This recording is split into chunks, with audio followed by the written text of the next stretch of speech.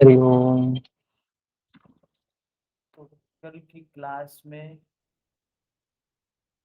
हम लोगों ने देखा कि भगवान कृष्ण अर्जुन को योग के उस गूढ़ रहस्यों के बारे में बता रहे। क्या बता रहे हैं? कि इस युद्ध को तू कर। और इस युद्ध को करने से अगर मरेगा तो भी स्वर्ग प्राप्त करेगा, जीतेगा तो भी स्वर्ग प्राप्त होगा, हारेगा, युद्ध में हारेगा तो भी वही अवस्था प्राप्त होगी। मोनू जी हरिओम, बलवंत जी हरिओम, लेखा जी हरिओम। ये परम कल्याणकारी है। ये युद्ध परम कल्याण करने वाला है। और क्या कहते हैं? सुखे दुखे समे कृत्वा लाभा लाभो जया जय। सुख में दुख में दोनों में समता करने से कह रहे हैं हर स्थिति में तेरा लाभ ही है, इसलिए तुझे युद्ध करना चाहिए। और इस युद्ध में तू जो भी बीज डालेगा, जो भी बीजारोपण करेगा चित्त में, कह रहे हैं प्रकृति में कोई शक्ति नहीं है जो उस बीज का नाश कर दे, जो उसका क्षय कर दे। प्रकृति में कोई ऐसी शक्ति नहीं है जो उस बीज का नाश कर सके। जो बीज तू बैठाएगा, अगर इन विकारों को नष्ट करने वाला बीज बैठाएगा तो वही फल लेके आएगा। विकारों वाला बीज बैठाएगा तो वही फल आएगा। प्रकृति का काम क्या है? प्रकृति सिर्फ उस बीज को बड़ा कर देती है। एक तू बैठाएगा तो वो 100 वापस देती है। इसलिए तुझे इस युद्ध को करना होगा, इससे ही तेरा कल्याण होगा। उदाहरण से हमने बताया था कि हम आम का और नीम का दोनों बीज बैठाते हैं। दोनों बीज बैठाते हैं। बीज सिर्फ अलग है, इस कारण से फल अलग आता है। कोई हिंदू हो, कोई मुस्लिम हो, कोई जैन हो, कोई बौद्ध हो, पुरुष हो या स्त्री हो, शूद्र हो या ब्राह्मण हो, कोई भी व्यक्ति आम का बीज बैठाएगा तो फल वही आएगा, फल में परिवर्तन नहीं होगा। और कोई भी नीम का बीज बैठाएगा तो नीम का ही पेड़ जमेगा, नीम का ही फल आएगा, उसमें भी कोई परिवर्तन नहीं होने वाला। तो भगवान कृष्ण अर्जुन से कह रहे तू समता में स्थित होकर हरिओम सर। कर्म कर। प्रतिभा जी हरिओम। सिर्फ तू निष्काम भाव से कर्म कर, बस तेरे अधिकार में इतना ही है। और उस कर्म से जो फल आएगा वो तुझे मोक्ष को, मुक्ति को प्रदान, उस परम पद को प्रदान करवाने वाला होगा। इसके बाद 41 नंबर श्लोक, 40 तक हमने कल देखा था ना।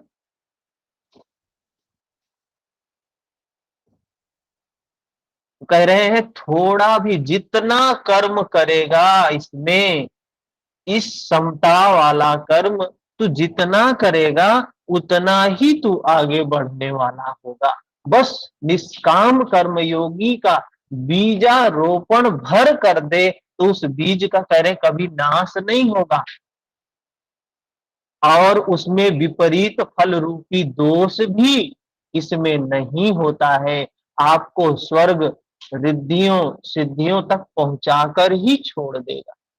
आप यह साधन भले छोड़ दें, कह रहे हैं आप साधन छोड़ दो, लेकिन वो आपको नहीं छोड़ने वाला है। कोई व्यक्ति आम का पेड़ बैठा दे और बैठा के चला जाए तो क्या आम का पेड़ फल देना छोड़ देगा? फल तो देगा ही। तो कह रहे हैं अगर तू बीज बैठाएगा इस निष्काम कर्म योग का तो इससे वो फल आएगा ही आएगा। बीजारोपण अनेक जन्मों के पश्चात वही आकर खड़ा कर देगा जहां परम धाम है, परम गति है। इसी क्रम में आगे कहते हैं 41 नंबर श्लोक में, व्यवसायात्मिका बुद्धिरेकेह कुरु नंदन बहुशाखाश्च बुद्धयो अव्यवसायिना।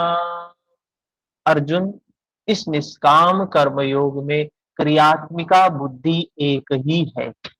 कह रहे हैं ये जो निष्काम कर्म है, जो आसक्ति रहित कर्म है, जो समता वाला कर्म है, कह रहे हैं इसमें क्रियात्मिका बुद्धि एक ही है।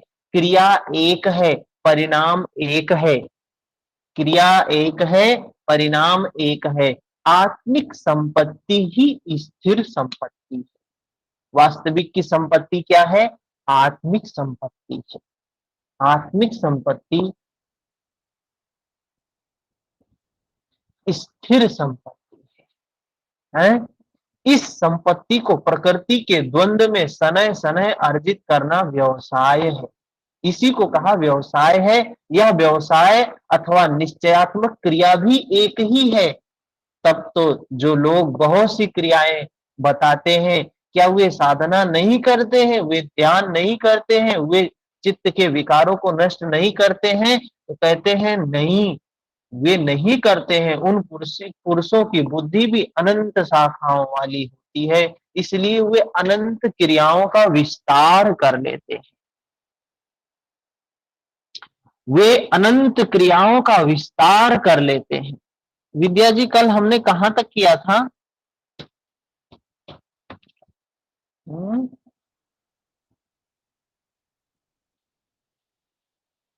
सही कर रहे हैं। 41 नंबर श्लोक तक। चले 42 नंबर में क्या कहते हैं?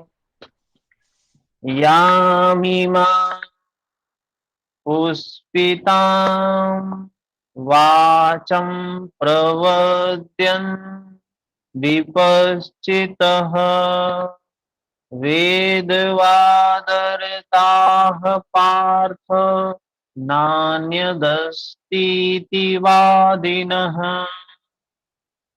कामात्मानः स्वर्गपरा जन्म कर्म फल प्रदाम क्रिया विशेष बहुलानां भोगैश्चर्य गतिम प्रति। पार्थ, वे कामात्मान, कामनाओं से युक्त, वादरता, वेद के वाक्यों में अनुरक्त, स्वर्ग, स्वर्ग परा, स्वर्ग को ही परम लक्ष्य मानते हैं कि इससे आगे कुछ है ही नहीं। आज भौतिक युग में जो अध्यात्म के नाम पर है, यही चीज है। कामनाएं से भरे हुए हैं हम, और वेद के वाक्यों में, शब्दों में अनुरक्ति है। अर्जुन को किस में अनुरक्ति थी? उस परमात्मा में अनुरक्ति थी। अर्जुन, अनुराग अर्जुन में भी था, लेकिन उस हरि ईश्वर कृष्ण के प्रति था। यहां आज व्यवहार में, समाज में अनुराग है किसके प्रति? वेद के वाक्यों के प्रति, वेद के शब्दों के प्रति अनुरक्ति है। स्वर्ग पराह, और स्वर्ग को ही परम लक्ष्य मानते हैं कि इससे आगे कुछ है ही नहीं। मतलब इस जीवन का, मनुष्य जीवन का लक्ष्य हम मानते हैं स्वर्ग प्राप्त करना। भगवान कृष्ण कह रहे हैं अविवेकी लोग हैं, मूढ़ लोग हैं, अज्ञानी हैं, ऐसा कहने वाले अविवेकी जन कह रहे हैं जन्म मृत्यु रूपी फल देने वाली, भोग देने वाली, ऐश्वर्य की प्राप्ति के लिए बहुत सी क्रियाओं का विस्तार कर लेते हैं। तभी तो कर्मकांडी लोग क्या कहते हैं, क्या चाहिए आपको? जैसे मार्केट में जाते हैं, दुकानदार पूछता है आपको क्या चाहिए, तो हम कहते हैं ये सामान, तो वो दे देता है। तो ऐसे आज कर्मकांड का क्या स्वरूप हो गया? आपको क्या कामना है ये बताइए, उसके हिसाब से हम क्रिया बताएंगे कि कौन सी क्रिया करनी है। यही तो होता है समाज में। कामनाओं वाली है, स्वर्ग वाली है। कह रहे हैं अविवेकी जन बहुत सी क्रियाओं का विस्तार कर लेते हैं, और क्या करते हैं? दिखावटी शोभा युक्त वाणी में व्यक्त भी करते हैं। दिखावटी और शोभा युक्त वाणी, मधुर वाणी को में व्यक्त भी करते हैं। अविवेकी की बुद्धि अनंत भेदों वाली होती है, वे फल वाले वाक्य में ही अनुरक्त रहते हैं, वेद के वाक्यों को ही प्रमाण मानते हैं, स्वर्ग को ही श्रेष्ठ मानते हैं। उनकी बुद्धि बहुत सी वेदों वाली है, इसलिए अनंत क्रियाओं की रचना कर लेते हैं। वे नाम तो परम तत्व परमात्मा का ही लेते हैं, किंतु उसकी ओट में अनंत क्रियाओं का विस्तार कर लेते हैं।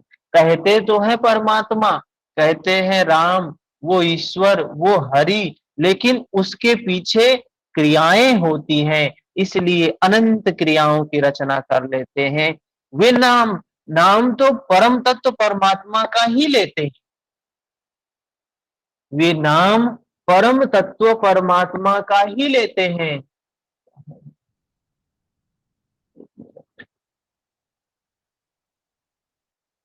किंतु उसकी ओट में अनंत क्रियाओं का विस्तार कर लेते हैं। तो क्या अनंत क्रियाएं कर्म नहीं है? भगवान श्री कृष्ण कहते हैं नहीं, अनंत क्रियाएं कर्म नहीं है, तो वह एक निश्चित क्रिया है क्या? वो क्रिया क्या है जो हमारे चित्त की वृत्तियों का निरोध कर सके, जो विकारों को नष्ट कर सके, हमारे बंधन को खोल सके? तो श्री कृष्ण अभी यह नहीं बताते हैं, अभी तो को केवल इतना ही कहते हैं कि अविवेकियों की बुद्धि अनंत शाखाओं वाली होती है, इसलिए वे अनंत क्रियाओं का विस्तार कर लेते हैं। वे केवल विस्तार ही नहीं करते, अपितु अलंकारिक शैली में उसे व्यक्त भी करते हैं। तो वही आज जैसे हम भजन सुनते हैं, भागवत कथा ये सब सुनते हैं, यथार्थ रूप में भागवत वो है ही नहीं, उस वे में है ही नहीं। यथार्थ रूप में अगर भागवत सुना जाए तो उसकी व्याख्या अलग है, उसका कहने का तरीका अलग है, लेकिन वो भागवत अगर होगा तो उसमें कोई जाएगा ही नहीं, उसको सुनने वाले लोग नहीं होंगे, दो चार की संख्या में होंगे। तो कहते हैं उसका प्रभाव क्या होता है, आगे श्लोक में बताते हैं। जो ये अनंत क्रियाओं वाली बुद्धि होती है कर्मकांडियों की, उसी में पूरा समाज के ज्यादातर लोग अनुरक्त हैं, वेद के वाक्यों में अनुरक्त हैं, स्वर्ग के प्रति अनुरक्त हैं, कामनाओं में अनुरक्त हैं। क्या होता है? भोगैश्चर्य प्रसक्ताना तया प्रहत चेतसा व्यवसायात्मिका बुद्धि समाधौ न विधीयते। उनकी वाणी की छाप जिन जिन के चित्त पर पड़ जाती है, अर्जुन, उनकी भी बुद्धि नष्ट हो जाती है। न कि वे कुछ पाते हैं, उस वाणी द्वारा हरे हुए चित्त वालों के और भोग ऐश्वर्य में आसक्ति वाले पुरुषों के अंतःकरण में क्रियात्मिका बुद्धि नहीं रह जाती। तो कह रहे हैं ये जो चीजें सुनने को मिलती है, कहते हैं इन शब्दों, भगवत कथा प्रवचन ये सब हम सुनते हैं, क्या होता है? जिससे सुनते हैं उसके शब्दों की छाप, उसके वाणी की छाप, हरिओम गुलशन जी, हमारे चित्त पर पड़ जाती है। और जब हम कुछ सुनते हैं तो हमें बस वहीं तक दायरा हमारा रहता है कि जितना हमने ज्ञान अर्जित किया है वहीं तक रह जाता है, हम बंध जाते हैं एक दायरे में, और इष्ट में समाधिस्थ करने वाली निश्चयात्मक क्रिया उनमें नहीं होती है, वो उसमें इतनी शक्ति नहीं होती है कि वो परमात्मा का उस नित्य का साक्षात्कार करा दे। कहते हैं ऐसे अविवेकियों की वाणी को सुनता कौन है? ऐसे लोग जो समाज में बोल रहे हैं उनकी वाणी को कौन सुनता है? तो कह रहे हैं उन्हीं के जैसे लोग ही सुनते हैं, जो कामनाओं से युक्त हैं, जो स्वर्ग पराह हैं, जो वेद के वाक्यों में, वेद वादरता के वाक्यों में अनुरक्त हैं, भोग और ऐश्वर्य में आसक्ति वाले ही सुनते हैं, अधिकारी कोई नहीं सुनता है। ऐसे पुरुषों में सम और आदि तत्व में प्रवेश दिलाने वाली निश्चयात्मक क्रिया से संयुक्त बुद्धि नहीं होती है। मतलब उन वो समता में स्थित नहीं होते हैं। प्रश्न उठता है वेदरता, मतलब जो वेद के वचनों में अनुरक्त हैं, क्या वे भी भूल करते हैं? इस पर श्री कृष्ण कहते हैं, त्रैगुण्य विषया वेद निस्त्रैगुण्यो भवार्जुन निर्द्वंदो नित्य सत्वस्थो निर्योग क्षेम आत्मवान। अर्जुन, ये वेद तीन गुणों तक ही प्रकाश करते हैं, इसके आगे का हाल वे नहीं जानते हैं। इसलिए निश्चय गुण्यो भवार्जुन, अर्जुन तू तीनों गुणों से ऊपर उठ, वेदों के कार्य क्षेत्र से आगे बढ़। कैसे बढ़ा जाए आगे? इस पर श्री कृष्ण कहते हैं निर्द्वंद्व। निर्द्वंद्व मतलब द्वंद्व समाप्त कर। द्वंद्व समाप्त होने के लिए महर्षि पतंजलि ने क्या बताया है?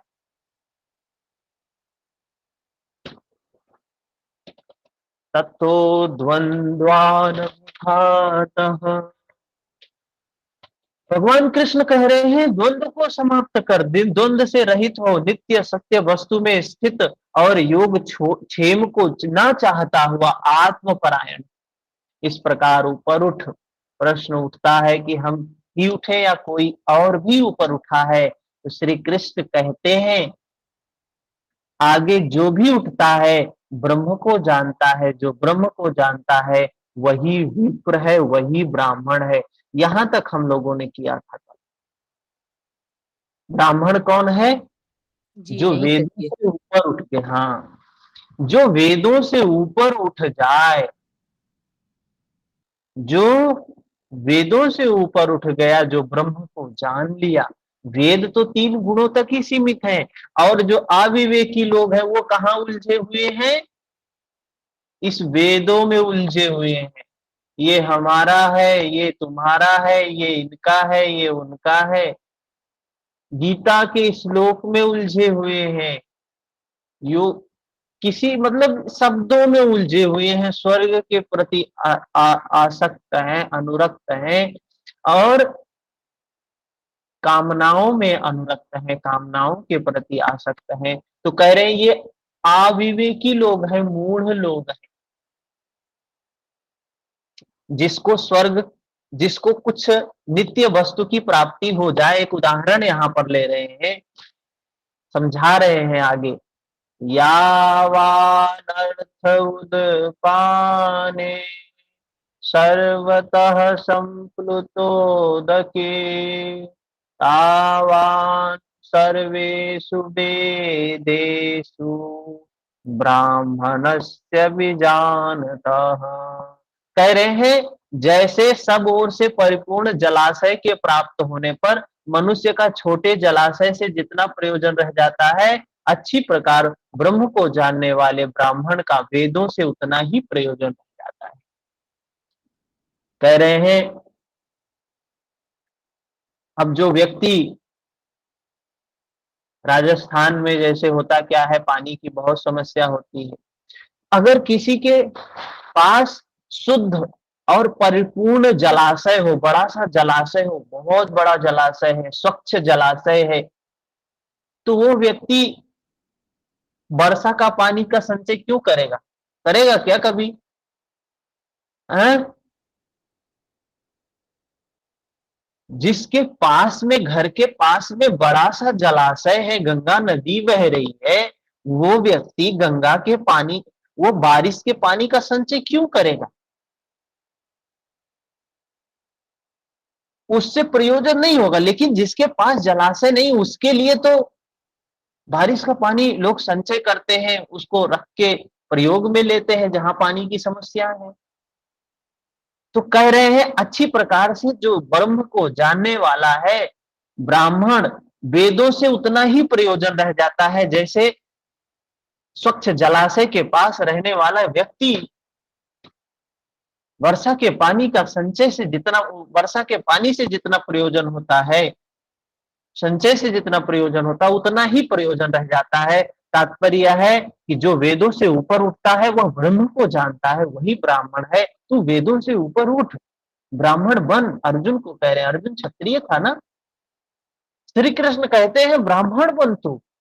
ब्राह्मण, क्षत्रिय इत्यादि वर्ण स्वभाव की क्षमताओं के नाम है, ये हमारी स्वभाव की क्षमताएं हैं। अर्जुन ही था जो युद्ध करने के लिए योग्य था। अर्जुन में दैवी संपद थी।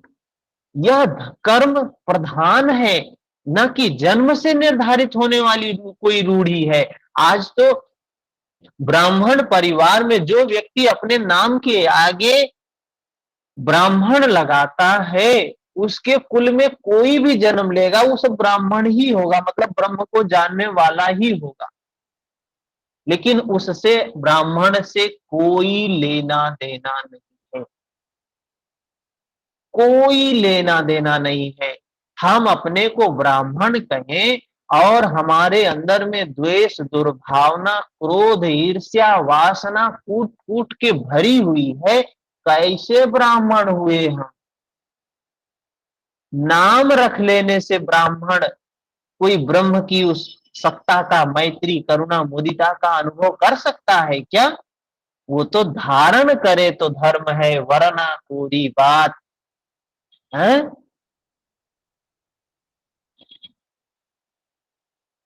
कहते हैं कोई नयन सुख नाम रख लेने से, और आंख है नहीं उसको, आंख, कहते नाम नयन सुख और जन्म से अंधा, तो क्या हो जाएगा उससे?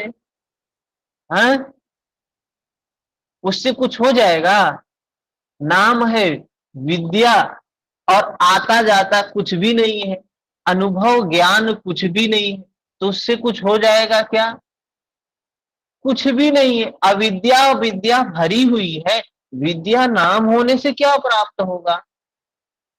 कुछ भी प्राप्त, मतलब नाम में कुछ नहीं रखा है, इन शब्दों में कुछ नहीं रखा है। लेकिन जो विवेकी, अविवेकी, जो मूढ़ व्यक्ति है, इन शब्दों को ही पकड़ के रखे हुए। भगवान कृष्ण अर्जुन को कह रहे हैं तू क्षत्रिय, तू ब्राह्मण बन, तो अपने कर्म को कर। कैसे ब्राह्मण बनेगा? युद्ध करना पड़ेगा, विकारों को नष्ट करना पड़ेगा, सारे दुश्मनों को मारना पड़ेगा, तब ब्राह्मण बनेगा। ऐसे कोई जन्म लेके कहीं ब्राह्मण नहीं बन जाता है। अगर कोई ब्राह्मण हो गया तो जन्म ही नहीं होगा उसका। यह कर्म प्रधान है, ना कि जन्म से निर्धारित होने वाली कोई रूढ़ी। जिसे गंगा की धारा प्राप्त हो गई, जिसे शुद्ध जलाशय प्राप्त है, उसके लिए वर्षा का जल का संचय का क्या प्रयोजन? जिसको गंगा का धारा, जो गंगा के किनारे रह रहा, उसको जलाशय से क्या प्रयोजन?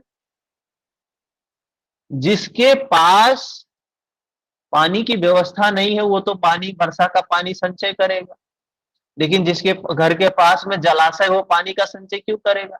और जिसके पास गंगा का जल, गंगा की धारा है घर के पास, वो फिर जलाशय से उसका भी तात्पर्य नहीं रह जाता है, उसका प्रयोग करेगा। उसमें शौच, कोई उसमें शौच लेता है, तो कोई पशुओं को नहला देता है, इसके आगे उसका कोई उपाय नहीं है।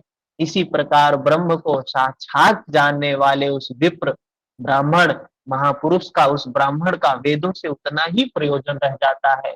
प्रयोजन रहता अवश्य है, वेद रहते अवश्य हैं, वेद नष्ट नहीं होते हैं। क्यों रहते हैं? क्योंकि पीछे वालों के लिए, पीछे वालों के लिए क्या करते हैं? उनका उपयोग है, वहीं से चर्चा आरंभ होती है। आज ये गीता हमारे लिए क्या है? उस क्षुद्र जलाशय के समान है, उस वर्षा के पानी के समान है। हाँ? ये गीता हमको, हमारे लिए तो उपयोगी है ना, लेकिन जिसने उस ब्रह्म का साक्षात्कार कर लिया, क्या यह गीता उसके लिए उपयोगी है? अब हम पीएचडी कर रहे हैं, अब हमारे लिए नेट का सिलेबस कितना उपयोगी? हम तो पीएचडी कर रहे हैं, हमने तो 11वीं भी क्लियर कर लिया है, तो हमारे लिए वो नेट का सिलेबस अब क्या उपयोगी है? वो जिन लोगों ने नहीं प्राप्त किया उनके मार्गदर्शन के लिए है। तो गीता उनके लिए है जो उस अवस्था को, उस तत्व को, सत्य को नहीं जानते हैं। उसके लिए गीता उपयोगी है, उसके लिए गीता कल्याणकारी है, मार्ग प्रशस्त करती है। वहीं से चर्चा आरंभ होती है। जब हम, अब ये हमारे लिए क्या काम कर रही है? खाद का।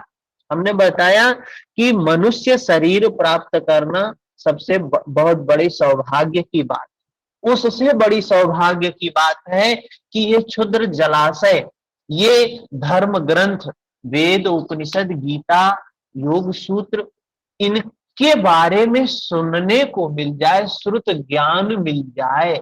जो किससे मिलती है? कहते हैं संतों से मिलती है, गुरु से मिलती है। संतों के संग लाग रे, भजन है। जब उनके नजदीक जाएगा, जिन्होंने उसका दर्शन किया है, तो हमें मिलती है। कबीर कहते हैं गुरु, गुरु ने ये मार्ग दिखाया है, गुरु ने मार्ग दिखाया है, तो ये उसके बारे में बताएगा कौन? ऐसे ऐसे संत बताएंगे जिन्होंने प्राप्त किया है। वहां से हमारे अंदर में प्रेरणा जागती है। उसके उपरांत योगेश्वर श्री कृष्ण कर्म करते समय बढ़ती जाने वाली सावधानियों का प्रतिपादन करते हैं। कहते हैं कर्म, अब बात है युद्ध, युद्ध करने के लिए अर्जुन को प्रेरित किया। अर्जुन को बताया कि युद्ध लड़, युद्ध कर, युद्ध से तुझे क्या प्राप्त होगा। अब कैसे करना है युद्ध, उसके बारे में बताते हैं। कर्मण्येवाधिकारस्ते मा फलेषु कदाचन मा कर्म फल हेतुर्भू मा ते संगोस्त्व कर्मणि। करे कर्म करने में ही तेरा अधिकार है, फल में कभी नहीं। ऐसा समझ कि फल है ही नहीं, फल की वासना वाला भी मत हो, फल की वासना वाला भी मत हो, और कर्म करने में तेरी आश्रद्धा भी ना हो, कर्म में आसक्त भी मत हो, और उसमें आश्रद्धा मतलब श्रद्धा होनी चाहिए। तो कर्म क्या बताया? महर्षि पतंजलि ने भी बताया। कर्म क्या बताया है महर्षि पतंजलि ने? कोई बता सकता है?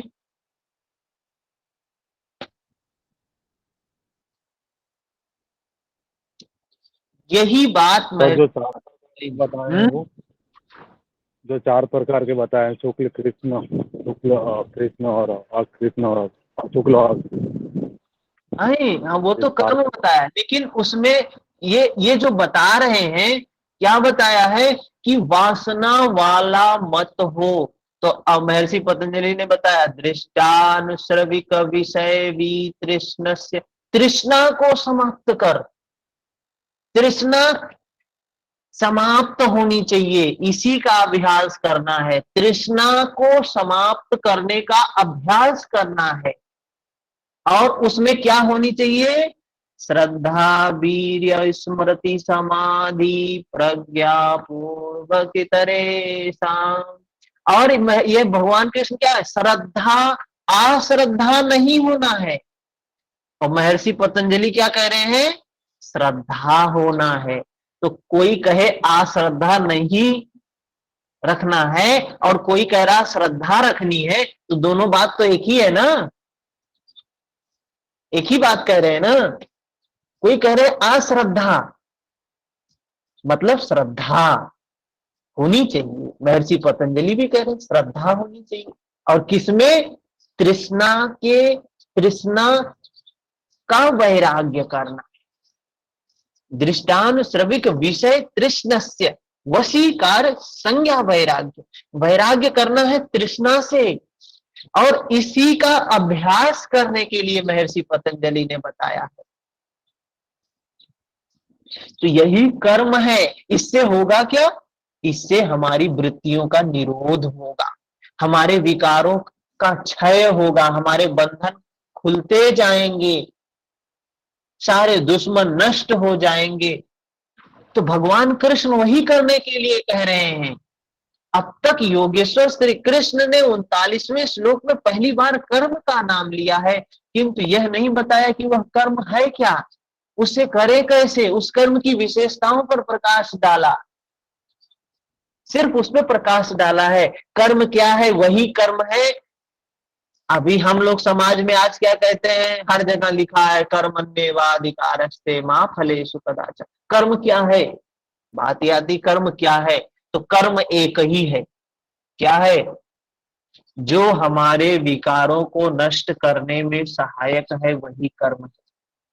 जो हमारे चित्त के विकारों को नष्ट करता है वही कर्म है। जो वृत्तियों का निरोध करता है वही कर्म है। जो हमारे बंधन को खोलता है वही कर्म है। घूंघट के पट खोल रे तुम्हें पिया मिलेंगे। जो घूंघट के पट को उतारने में सहायक है वही कर्म है। बाकी जो हम कुछ बाहर कर रहे हैं कर्म के नाम पे, वो क्या है? तो हमारा कर्तव्य है।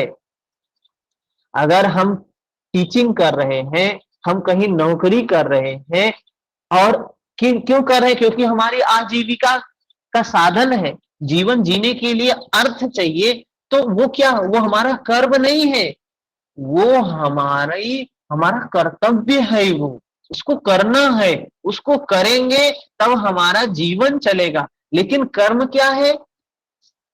भगवान कृष्ण उसकी विशेषता बता रहे हैं। अर्जुन, इस कर्म द्वारा तू कर्मों के बंधन से अच्छी प्रकार छूट जाएगा। मतलब ये कर्म तृष्णा के वैराग्य का क्रम श्रद्धा के साथ में जब करोगे तो इससे तुम्हारे बंधन छूट जाएंगे, वृत्तियों का निरोध होगा। दूसरा कर्म बताते हैं, दूसरा विशेषता बताते हैं, क्या है? अर्जुन, इसमें आरंभ का अर्थात बीज का नाश नहीं है। आरंभ कर दे तो प्रकृति के पास कोई उपाय नहीं उसे नष्ट कर दे। मतलब तू शुरू तो कर, तू बीज तो बैठा समता का। जब तू समता में स्थित होगा तो वो फल लेके प्रकृति उसको बढ़ाएगी, धीरे धीरे तेरे अंदर में वो स्थित प्रज्ञता आएगी, तो धीरे धीरे उस ब्रह्म को जानने लगेगा। तो शुरू तो कर, प्रकृति उसको नष्ट नहीं कर सकती है। समता के बीज को वो बढ़ाएगी। जैसे राग के बीज डालता है तो राग का फल आता है, द्वेष के बीज डालता है द्वेष का फल आता है। तू समता का बीज डाल, इससे समता रूपी फल आएगा जो तुझे अमृत को प्रदान करवाएगा। अर्जुन, इस कर्म का थोड़ा भी साधन जन्म मरण के भय से उद्धार करने वाला होता है।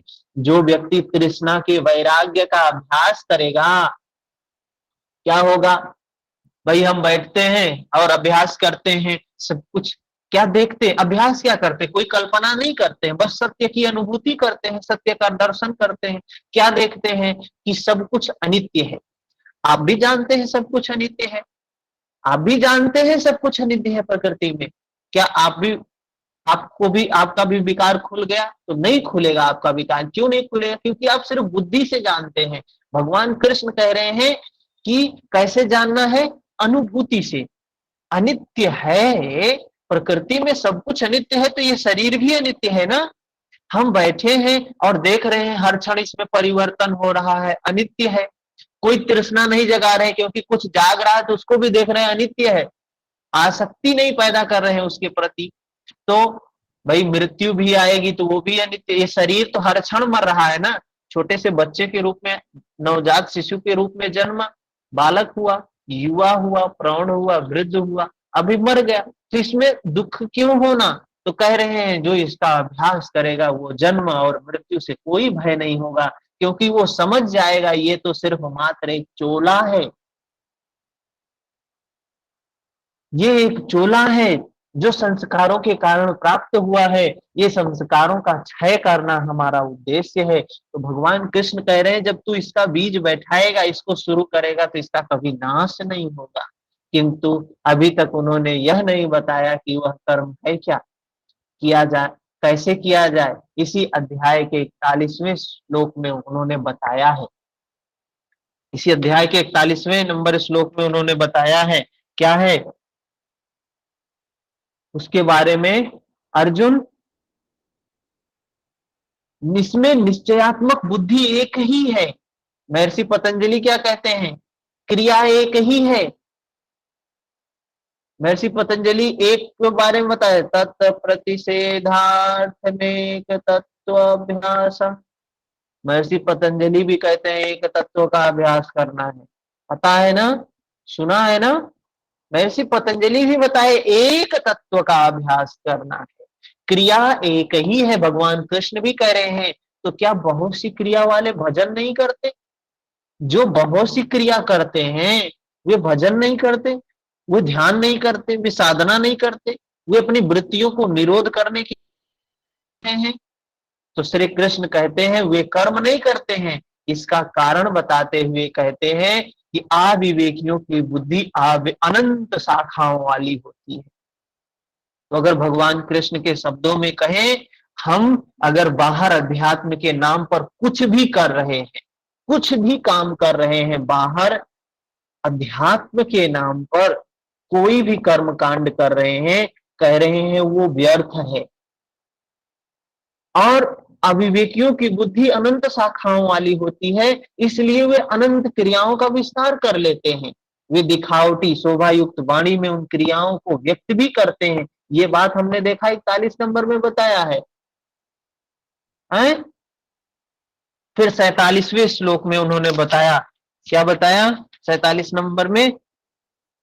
अर्जुन, कर्म करने में ही तेरा अधिकार है, तू कर्म कर। कर्म किसका? समता का। अभी आगे बताएंगे। महर्षि पतंजलि ने बताया अभ्यास कर इसका, तृष्णा के, तृष्णा के वैराग्य का अभ्यास कर, श्रद्धा के साथ कर। ये पतंजलि भी कह रहे हैं। फल में कभी वो कर, तू सिर्फ बस फल मत सोच क्या होगा, फल की वासना आसक्ति मत रख, और कर्म करने में तेरी श्रद्धा होनी चाहिए, अश्रद्धा नहीं होनी चाहिए। निरंतर करने से, महर्षि पतंजलि ने भी बताया है। क्या बताया है?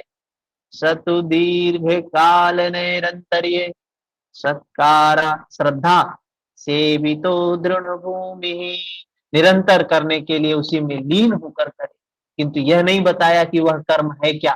प्राय इस श्लोक का उदाहरण देकर लोग कहते हैं कि कुछ भी करो, केवल फल की कामना मत करो। मतलब चोरी भी करो, फल की कामना मत करो, भ्रष्टाचार करो, फल की कामना मत करो, करते रहो। लोगों की धारणा है अपने लिए हमको व्याख्या करनी है तो हम तो अच्छे से अच्छा करेंगे ही ना।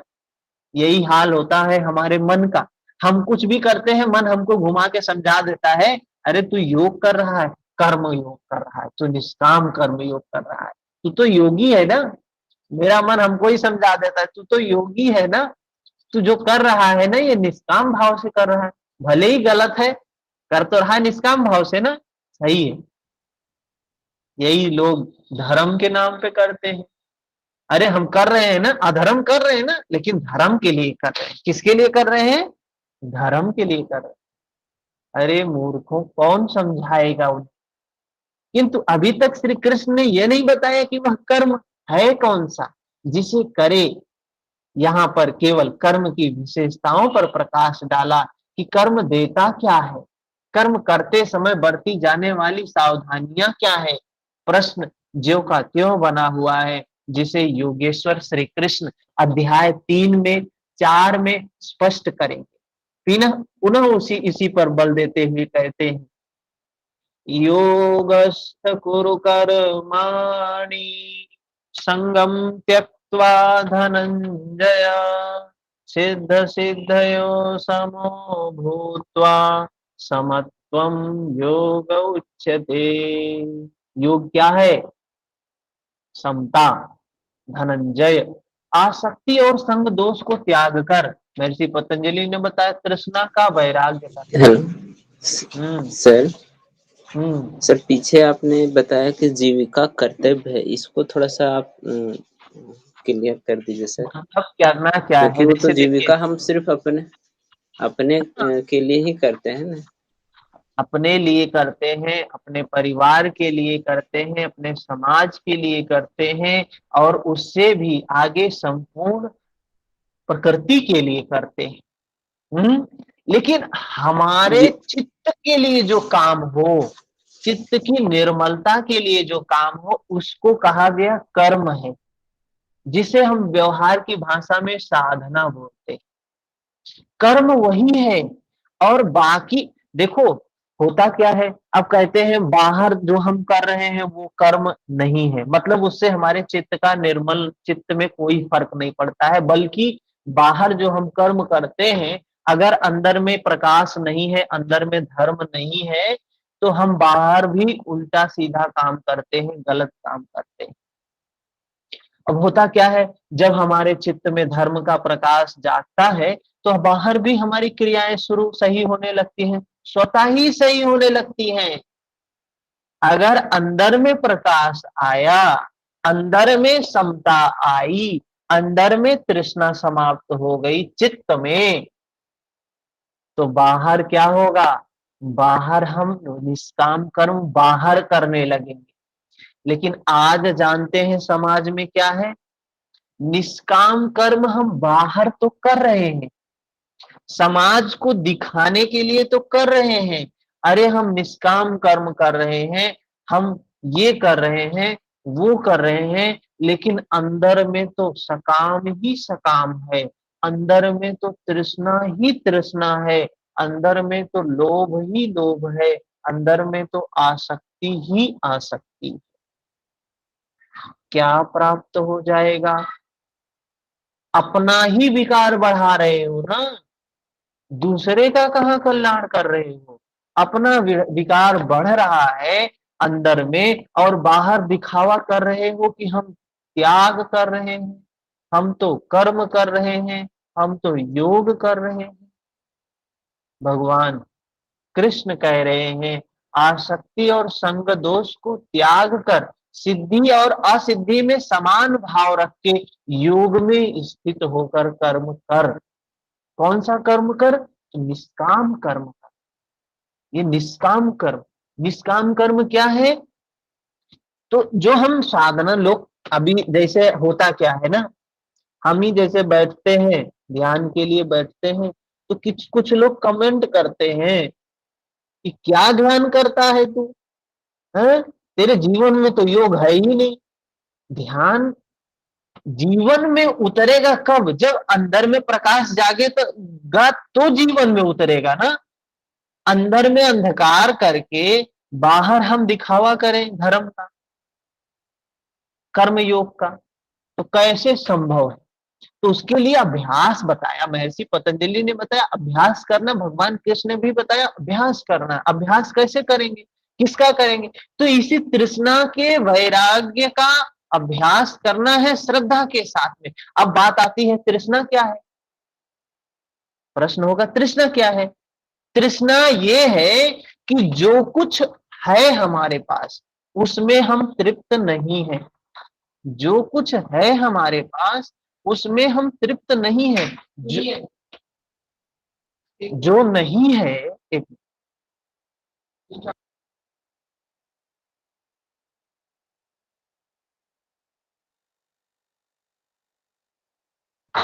तो क्या बताया कि जो तृष्णा क्या है, जो कुछ है हमारे पास उसमें हम तृप्त नहीं है, जो हमारे पास नहीं है उसकी चाह है, यही तृष्णा है। अब हम साधना करते हैं, बैठते हैं ध्यान में, तो क्या देखते हैं, महर्षि पतंजलि ने बताया पहले वितर्क आएगा, फिर विचार आएगा, फिर आनंद आएगा, फिर अस्मिता आएगी, फिर उसमें प्रक्रिया बताया कि उसको क्या करना है, बस जो आएगा उसको जानना है, कुछ पैदा नहीं करना है। जो सत्य प्रकट हो बस उसी को जान लेना, उसमें कुछ उत्पन्न नहीं करना है। तो हम क्या करते हैं, बैठे हैं ध्यान में साधना में, तो दर्द होता है, सबसे पहले तो दर्द ही होता है, गर्मी आती है, पसीना आता है, निद्रा आती है, यही व्याधि स्त्यान संशय प्रमाद आलस्य अभिरति भ्रांति दर्शन, ये सब दुख दौर मनस्य अंग में यही सब आते हैं। तो क्या करते हैं, उनको साक्षी भाव से देखो भाई, उनको उनको दूर करने की तृष्णा क्यों पैदा करो। तो देखना है साक्षी भाव से, दृष्टा भाव से, कि उसको दूर नहीं करना है, हमको दूर करने की तृष्णा भी नहीं जगानी है।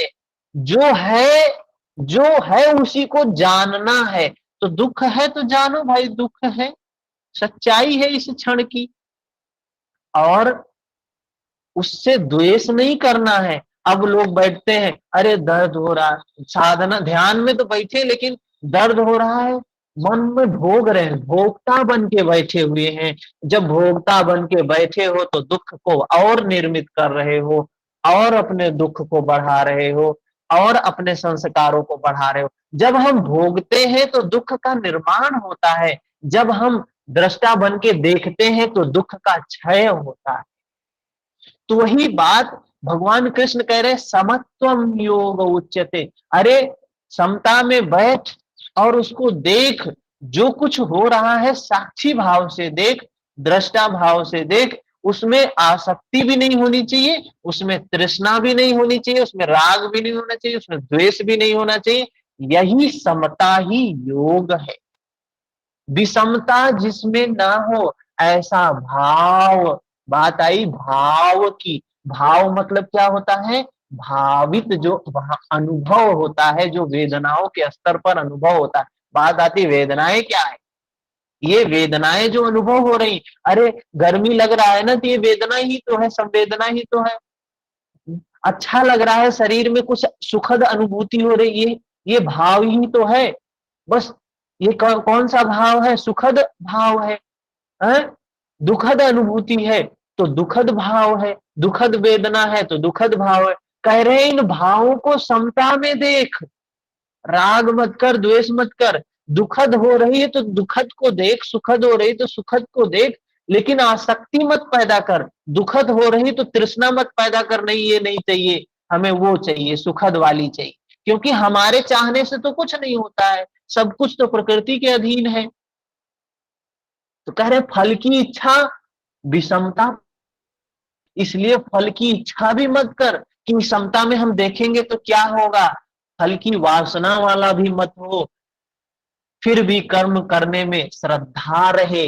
अश्रद्धा नहीं, श्रद्धा गायब हुई कि पैदर हो गए, समझो कुछ नहीं मिलेगा। भगवान कृष्ण आगे बताएंगे कि ये श्रद्धा ही है जिसके कारण तपा हुआ, ये श्रद्धा ही है। पत्थर में भी भगवान दिखाई देते हैं और कुछ नहीं है। पत्थर में भगवान नहीं होते हैं, श्रद्धा में भगवान होते हैं। श्रद्धा जहां जहां होती है भक्त की, वहां वहां भगवान होते हैं। भगवान तो कण कण में है, हर कण में है भगवान। श्रद्धा जहां होगी वही भगवान दिखाई देंगे। देखी सुनी सभी वस्तुओं में आसक्ति का त्याग कर। अरे यही बात तो महर्षि पतंजलि भी कह रहे हैं, दृष्टानुश्रविक। देखी सुनी हुई वस्तुओं में आसक्ति का त्याग कर। वो कह रहे हैं तृष्णा का त्याग कर। प्राप्ति और अप्राप्ति में, विषय में ना सोचकर केवल योग में स्थित रहते हुए कर्म कर। योग से चित्त चलायमान नहीं होगा। जब तू योग में स्थित होगा तो चित्त से चलायमान नहीं होगा। योग एक पराकाष्ठा की स्थिति है, एक प्रारंभ की स्थिति है। प्रारंभ में भी हमारी दृष्टि लक्ष्य पे ही रहनी चाहिए, जैसे अर्जुन की थी। अर्जुन की स्थिति वही थी, शुरू में लक्ष्य पर स्थिति थी। अर्जुन को क्या बोलते थे? लक्ष्य भेदी था अर्जुन। अतः योग पर दृष्टि रखते हुए कर्म का आचरण करना चाहिए। समत्व भाव अर्थात सिद्धि और असिद्धि में समभाव ही योग कहलाता है। समता ही योग है। जब अंदर में समता आएगी ना, जब अंदर में समता आएगी तो बाहर स्वतः ही समता आने लगती है। उसके लिए कुछ करना नहीं पड़ता है, बाहर के कर्म स्वतः ही योगमय होने लगते हैं। क्योंकि अंदर में प्रकाश आ गया है ना, तो बाहर प्रकाश ही प्रकाश दिखाई देता है। और जब अंदर में प्रकाश होता है तो बाहर हर तरफ वो इष्ट ही दिखाई देता है, वो ईश्वर ही दिखाई देता है, वो ब्रह्म ही दिखाई देता है। कोई शत्रु नहीं रह जाता है। सारे लोग अहम ब्रह्मास्मि तत्वमसि सर्वम ब्रह्म, हर जगह वो ब्रह्म ही दिखाई देने लगता है, इसलिए इसे समत्व योग कहते हैं। कामनाओं का सर्वथा त्याग है, इसलिए इसे निष्काम कर्म योग कहते हैं। कर्म करना है, इसलिए इसे कर्म योग कहते हैं। परमात्मा से मेल कराता है, इसलिए इसका नाम योग है, मेल है। इसमें बौद्धिक स्तर पर ध्यान करना पड़ता है, सिद्धि और असिद्धि में समभाव रहे, आसक्ति ना हो, फल की वासना ना आने पाए, इसलिए यही निष्काम कर्म योग बुद्धि योग भी कहा जाता है। बात समझ में आई? कैसे योग सूत्र और भगवत गीता एक जैसे ही बात करते हैं, चित्त को विकारों से विमुक्त करने की बात करते हैं। आगे क्या कह रहे हैं? दूरेण रावरम कर्म बुद्धि योगा धनंजय बुद्धो शरणं गच्छामि शरणं मन्विच्छ कृपणां फलहेतवः। धनंजय, धनंजय, अवरम कर्म, निकृष्ट कर्म, वासना वाले कर्म बुद्धि योग से अत्यंत दूर हैं। कह रहे हैं ये जो निकृष्ट कर्म होता है, वासना वाला कर्म होता है, आसक्ति वाला कर्म होता है, ये बुद्धि योग से अत्यंत दूर हैं, फल की कामना वाले कृपण हैं। कह रहे हैं जो व्यक्ति फल की कामना से कर्म करता है वो क्या है? कृपण है। अब तो कहेगा व्यक्ति नौकरी फिर नहीं करना चाहिए, हर यही बात बोलिए कि हमें फल की कामना से कर्म नहीं करना। हम नौकरी करते हैं, क्यों करते हैं? पढ़ाई कर रहे हैं तो क्यों कर रहे हैं? एग्जाम का सिलेबस पढ़ रहे हैं, क्यों पढ़ रहे हैं? ये तो हम सकाम कर्म कर रहे हैं। ये सकाम कर्म नहीं है, ये तो हमारे जीवन जीने के लिए एक माध्यम बनने वाला है ना, जीविका का साधन है ये ना। लेकिन अब इसमें उपदेश देते हैं कि ये भी सम कर्म नहीं करना चाहिए, मतलब सकाम कर्म नहीं करना। ये कर्म तो कुछ न कुछ करेगा ही, मनुष्य है, जन्म लिया है, 3 गुणों के अधीन है, तो कोई न कोई कुछ न कुछ कार्य तो करेगा ही अपने स्वभाव से। लेकिन कर्म क्या है? कौन सा कर्म कह रहे हैं नहीं करना है? यह जो हमारे मन में, हमारे चित्त में जो तृष्णा वाला कर्म है, आसक्ति वाला कर्म है, ये कर्म खराब है। चित्त में तृष्णा नहीं होनी, शरीर से कर्म कर रहे हो कुछ भी है, लेकिन चित्त में राग द्वेष मोह ये नहीं होना चाहिए, आसक्ति नहीं होनी चाहिए। कह रहे हैं ये जो चित्त में, मन में जो लोभ होता है, तृष्णा होती है, आसक्ति होती है, राग होता है, वे लोग कृपण हैं, कृपण हैं।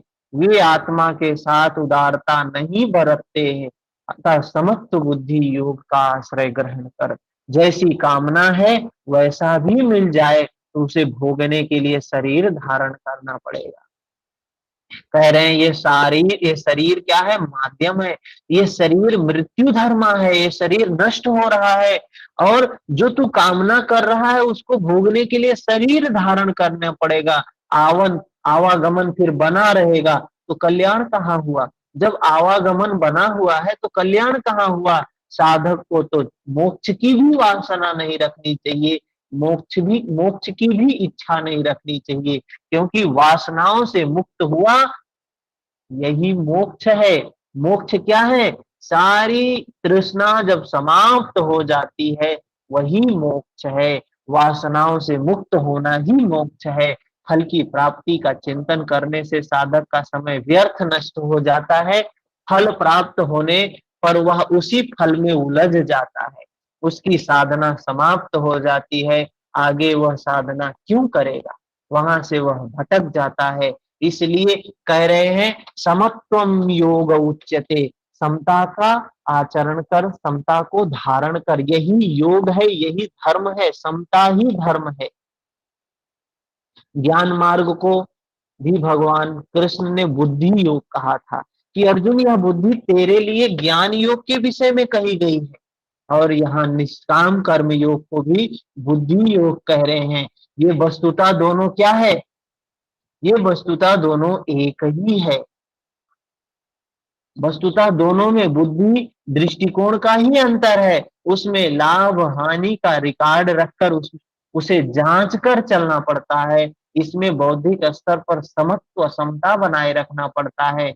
इसलिए इसे समत्वम योग उच्यते, समत्व बुद्धि योग भी कहा गया है। इसलिए धनंजय अर्जुन को कह रहे हैं तू समत्व बुद्धि योग का आश्रय ग्रहण कर, क्योंकि फल की वासना वाले अत्यंत कृपण है। अभी तक अर्जुन कृपण था, उसको उपदेश देके भगवान कृष्ण समझा रहे हैं सही कर्म क्या है। तो हमें क्या समझ में आया? सही कर्म वही है जो चित्त के विकारों को विकार मुक्त करने की, चित्त में जो विकार है उनको समाप्त करने के लिए जो भी हम कर्म करें वही योग है। और वो कर्म क्या है? तो कहा समता ही कर्म है। समता में स्थित हो, तृष्णा का वैराग्य करें। योग कर्मसु कौशलम, वही योग है। योग कर्मों में कुशलता का नाम ही क्या है? योग है। किसी का प्रश्न है तो बताएं।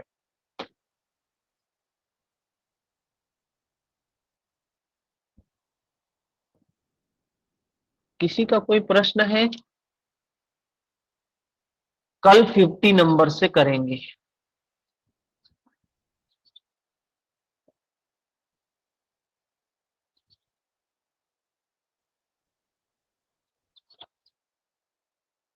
ठीक है, तो यही समाप्त करते हैं।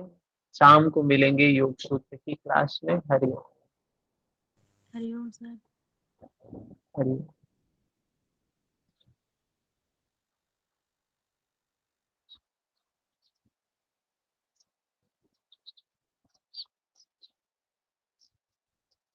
बलवंत जी, मोनू जी, विद्या जी, हरिओम।